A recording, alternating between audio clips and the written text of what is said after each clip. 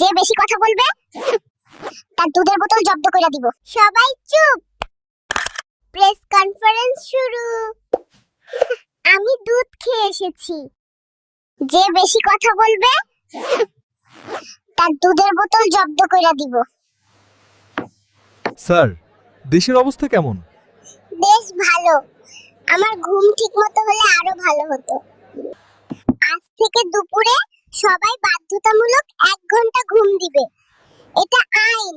চকলেটের দাম কমাইতে হবে। আমি চকলেট না পাইলে রুলিং দেব না। দেশের সিকিউরিটি ভালো। আমার খেলনাগুলোও সিকিউর। স্যার, আপনি কাকে ভয় পান?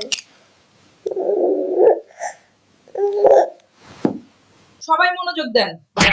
আমার হাই কমিশন মানে হলো উচ্চ লাফ।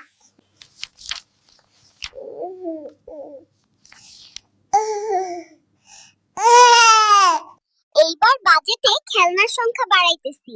রোবট, গাড়ি, ড্রোন সব লাগবে।